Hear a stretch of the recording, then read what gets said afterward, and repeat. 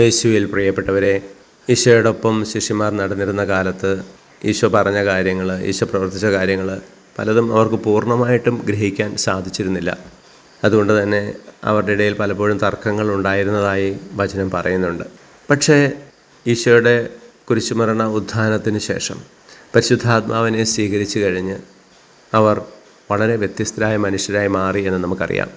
പന്തക്കോസ്തായുടെ ആദ്യ ദിനം തന്നെ പത്രോസിൻ്റെ പ്രസംഗം എത്രയോ മനോഹരമാണ്.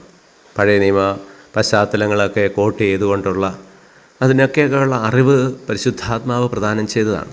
ആ ഒറ്റ പ്രസംഗം കേട്ട് തന്നെ 3000 പേരാണ് ഒറ്റ ദിവസം മാമോദിസ സ്വീകരിച്ചത്. ധൈര്യസമേതം യേശുവിനെ പ്രഘോഷിക്കുവാൻ, ദൈവരാജ്യ പ്രഘോഷം നടത്തുവാൻ അവർക്ക് സാധിച്ചത് പരിശുദ്ധാത്മാവിൻ്റെ നിറവോടുകൂടിയാണ്.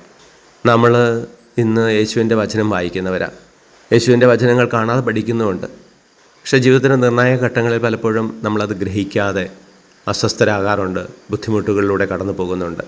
ഇവിടെയും നമുക്കും പരിശുദ്ധാത്മാവിൻ്റെ നിറവ് ആവശ്യമുണ്ട്. കാര്യങ്ങൾ ഗ്രഹിക്കാൻ, മനസ്സിലാക്കാൻ, സന്തോഷത്തോടെ ജീവിക്കാൻ. പരിശുദ്ധാത്മാവെ എന്നും നമ്മുടെ ജീവിതത്തിലേക്ക് കടന്നു വരണമേ എന്ന് നമുക്ക് ആത്മാർത്ഥമായിട്ട് പ്രാർത്ഥിക്കാം. പരിശുദ്ധാത്മാവെ, അനുദിനം ഞങ്ങളിലേക്ക് എഴുന്നള്ളി വന്ന് അങ്ങേ ദാനങ്ങളും ഫലങ്ങളും കൊണ്ട് ഞങ്ങളെ നിറയ്ക്കണമേ, ഞങ്ങളെ അനുഗ്രഹിക്കുമാറാകണമേ, ഇപ്പോഴും എപ്പോഴും എന്നേക്കും. ആമേൻ.